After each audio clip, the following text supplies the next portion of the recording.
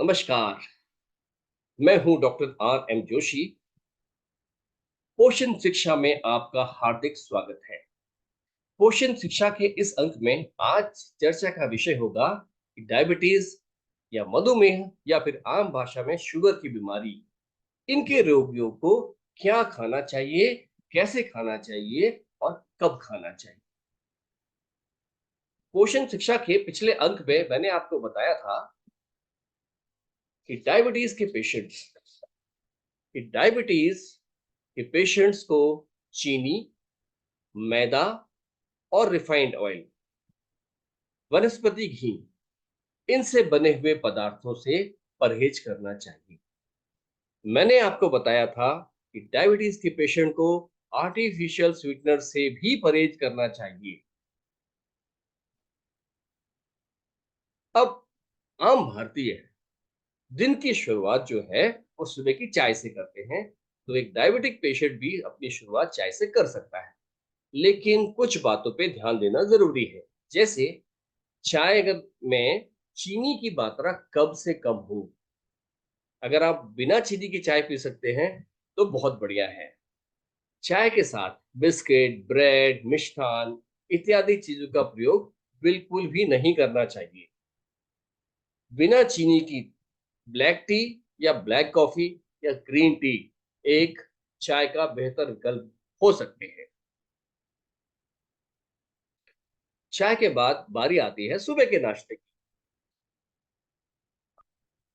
हमें या डायबिटिक के पेशेंट को अपनी जो प्लेट है या थाली है उसको 3 भागों में बाँट देना चाहिए।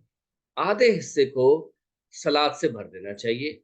सलाद में जो भी आपको अवेलेबल है, खीरा, ककड़ी, टमाटर, प्याज और हरे पत्ते की जो भी सब्जियाँ होती हैं, उन सबको आप सलाद में शामिल कर सकते हैं।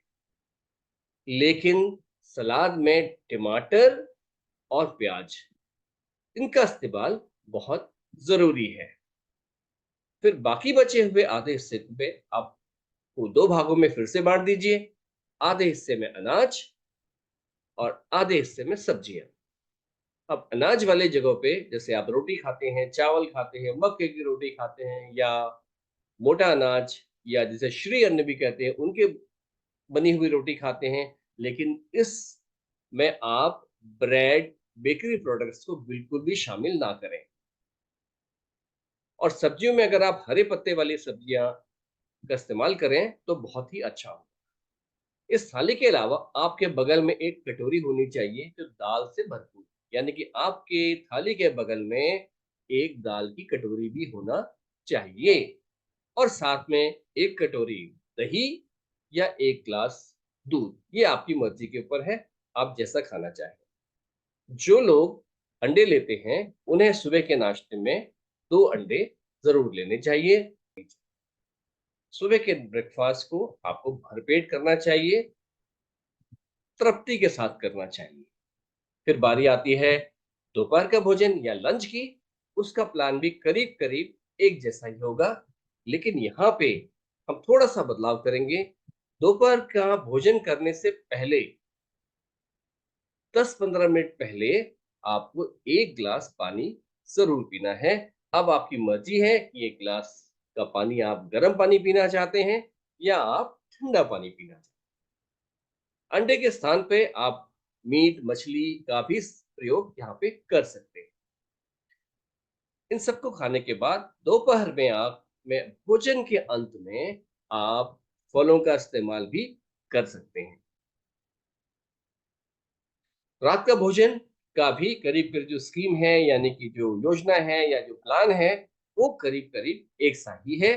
लेकिन रात के भोजन, आज के रात के भोजन और अगले दिन का नाश्ता यानी कि ब्रेकफास्ट, इसके बीच में करीब-करीब 12 घंटे का अंतर होना ज़रूरी है और ये अंतर अगर बढ़ाया जा सकता है, तो बहुत ही अच्छा होगा।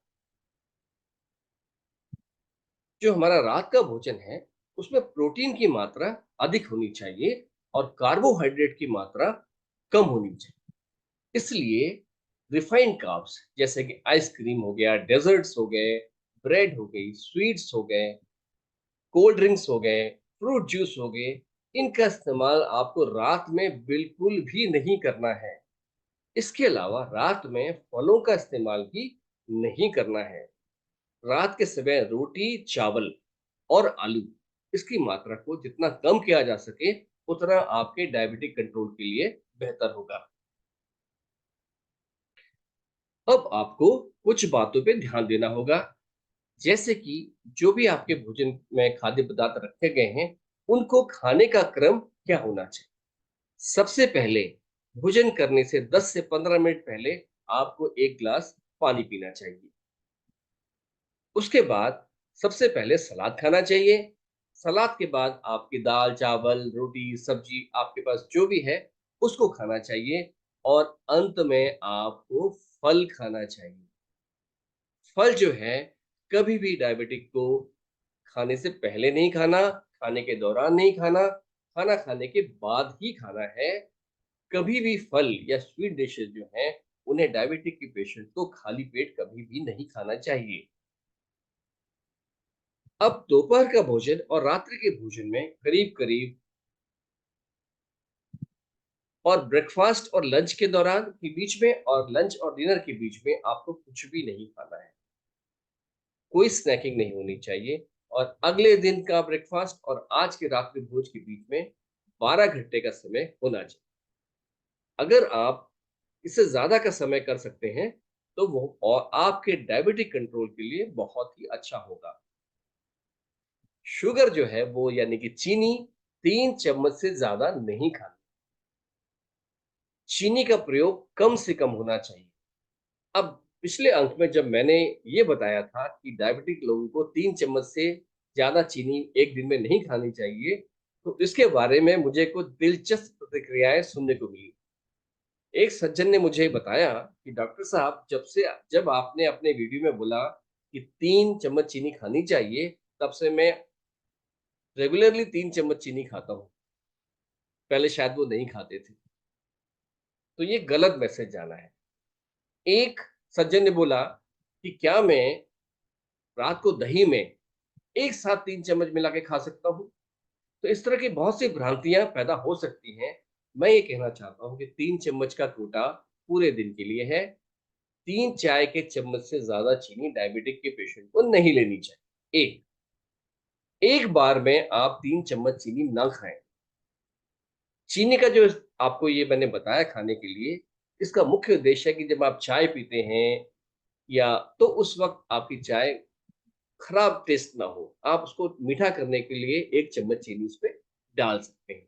इससे ज़्यादा चीनी आपको एक बार में नहीं खानी है। अगली जो ध्यान देने वाली बात है, वो ये है कि बार-बार खाना नहीं खाना है। जैसे फ्रीक्वेंट स्नैकिंग नहीं होनी चाहिए। ख़ास तौर पे कार्बोहाइड्रेट वाले जो भोजन है, जैसे बिस्कुट है, ब्रेड है, पोटैटो चिप्स हैं, प्रोसेस्ड फूड है, कोल्ड ड्रिंक्स हैं और फ्रूट जूसेस हैं, इन्हें बिल्कुल भी ना खाएँ। और अगर आपको भूख लग जाती है, तो फिर आप भारतीय जो है स्नैकिंग या भारतीय चीज़ें हैं, जैसे कि भुना हुआ चना, मूँगफली, सत्तू, इन सब का इस्तेमाल कर सकते हैं, वो भी थोड़ी मात्रा में। वैसे अगर आप इस प्लान के अनुसार खाना खाएँगे, तो ब्रेकफ़ास्ट के बाद आपको लंच तक बिल्कुल भी भूख नहीं लगेगी। इस बात को आप खुद परख सकते हैं।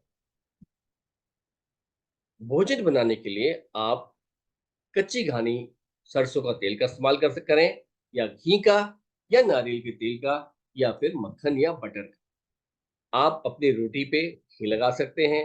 आप घी में ही दाल को फ्राई कर सकते हैं, दाल में तड़का भी लगा सकते हैं, लेकिन आपको रिफाइंड ऑयल्स का इस्तेमाल बिल्कुल भी नहीं करना है। आपको वनस्पति घी से बनी हुई चीज़ों का इस्तेमाल भी बिल्कुल नहीं करना है, क्योंकि रिफाइंड ऑयल आपके शरीर में इन्फ्लेमेशन या सूजन को बहुत ज़्यादा बढ़ाते हैं, जिससे डायबिटीज़ के कंट्रोल में, डायबिटीज़ की रोकथाम में मुश्किल पैदा होती है। इससे डायबिटिक रोग और भी ज़्यादा बढ़ सकता है।